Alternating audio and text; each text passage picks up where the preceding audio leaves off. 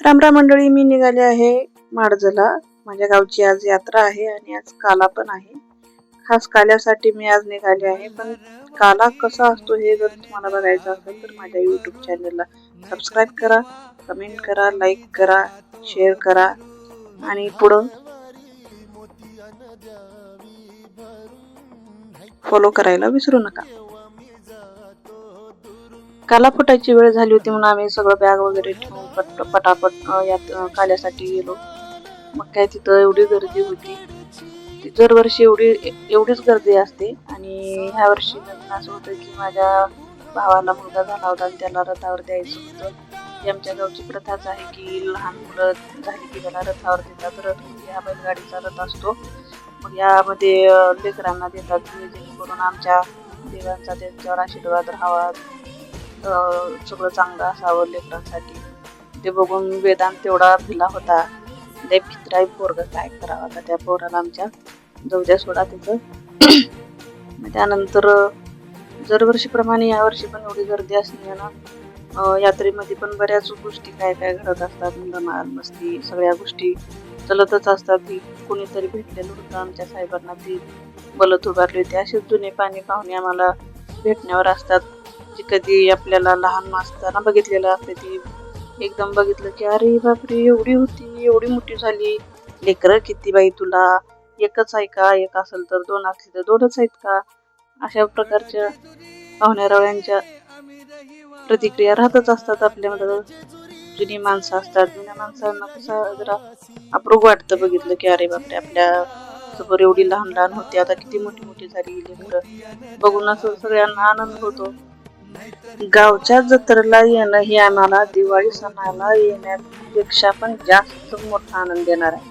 गावची जत्रा म्हणल्यावर विषय आहे का, एवढं भारी वाटतंय तुम्हाला का सांगा बाबा. जत्रा वेदांतला गर्दी बघून त्याचा चेहरा सारखा असत असतो. गर्दी म्हणा काही म्हणा, तो भिण्यावरच असतो.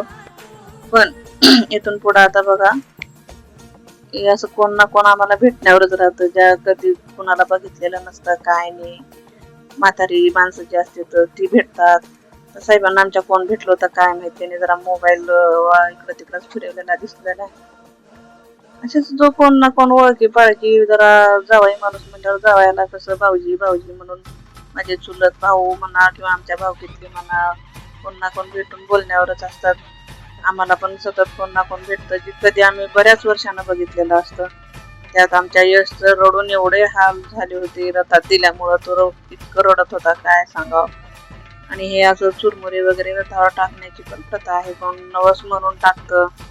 पेढी म्हणा, चुरमुरे म्हणा, ज्या हिशोबानं जे बसल ती टाकण्यावर असतात. हा जो वडाचं झाड आहे, त्या झाडावर मटकी बांधलेली असते. त्या मटक्यामध्ये दही असतं. दह्यासोबत चुरमुरे वगैरे मिक्स करून त्याचा एक प्रकारचा काला बनवला जातो, जे आम्हाला इथं फोडल्यानंतर प्रसाद म्हणून सगळ्या गावकऱ्यांना भक्तांना वाटला जातो.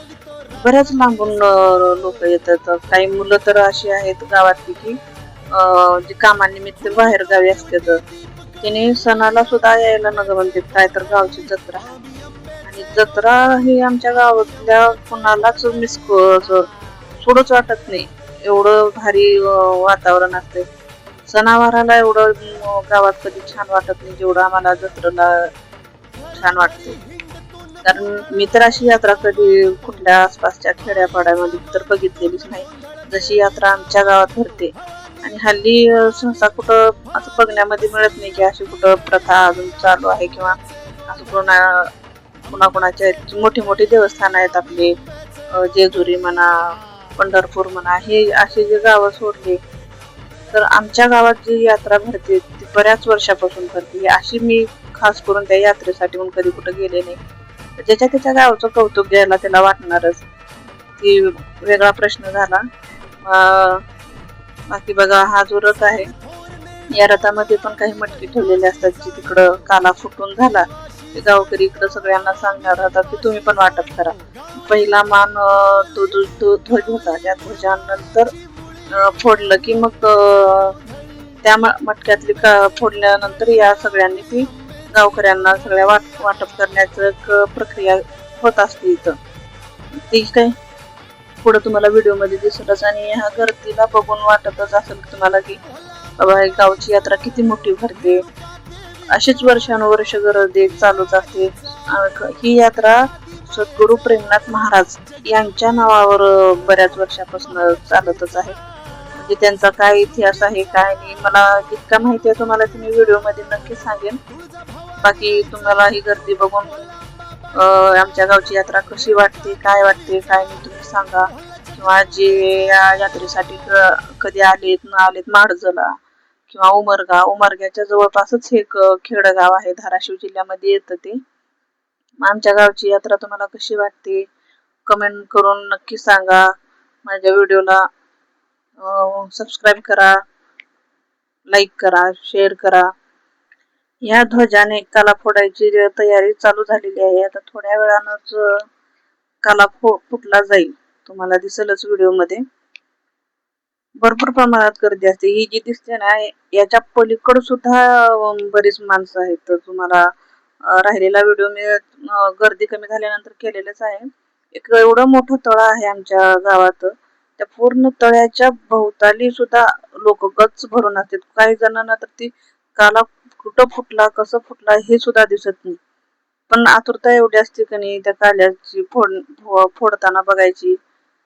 ती जी सुख भेटायचं असते का नाही ते लोकांना शब्दात मी सांगू शकत नाही तुम्हाला किती त्याचा आनंद त्याची श्रद्धा काय असते ती तुम्हीच जाणून घ्या की एवढ्या गर्दीला बघून ती कसं काय आहे काय नाही.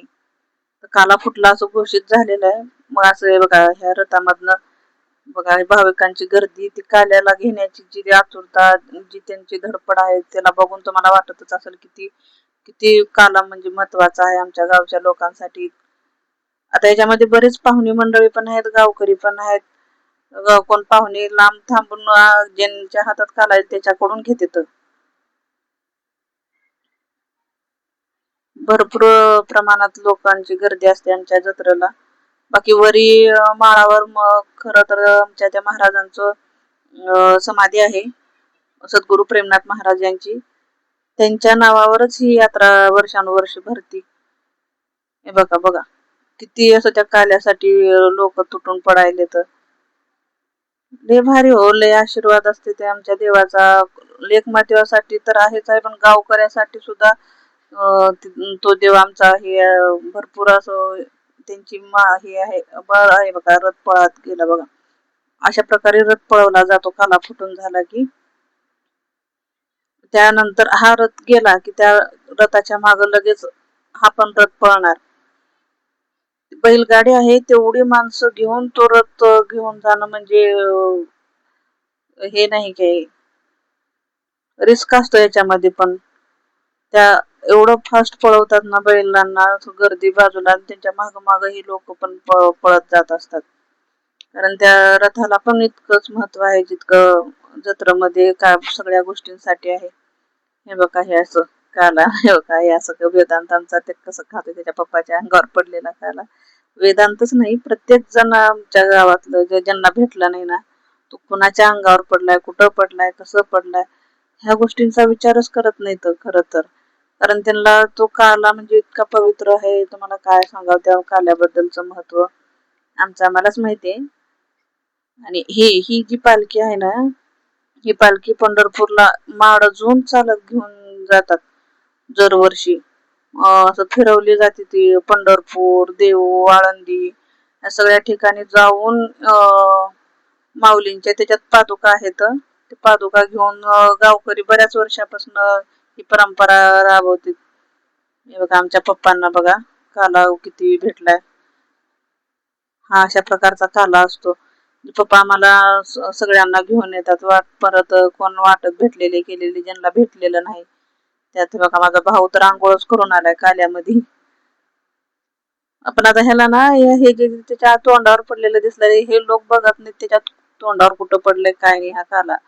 तो थोडा काळ ना थोडं जरी शीत खायला भेटलं तर लईच आम्हाला हे झालं म्हणून त्याच्याकडून मागून घेते. तर थोडं दे रे बाबा, खायला भेटलं नाही आम्हाला, भेटला नाही म्हणून. डोक्यावर असू द्या, तोंडावर असू द्या, शर्टावर असू द्या, त्या काल्याला भरपूर महत्व आहे. आणि त्याला काय बघा हे सगळं असं होण्यानं का घरचे आमचे काय बाबा आहे ना अतुल किती भरून आला काल्यामध्ये बघा असं वाटप केलं जातंय काला. सगळ्यांना वाटून खायचा प्रसाद आहे तो आमचा काला म्हणजे. आणि जे पाहुणे आहेत ना त्यांना खास करून तो काला ठेवा आमच्यासाठी असं म्हणून सांगितलेले असते. हे जे तळ आहे ह्या तळ्याच्या पलीकड सुद्धा बरीच लोक आहेत बघा काल्यासाठी आलेली. आणि मी काला झाल्यानंतर वरी माळावर जाऊन काही लोकांच्या प्रतिक्रिया पण घेतलेल्या आहेत की आमची गावची यात्रा तुम्हाला कशी वाटते काय वाटते. तुम्ही पण मला व्हिडिओ बघून नक्की सांगा की तुम्हाला आमच्या गावचा काला जत्रा कशी वाटली काय नाही.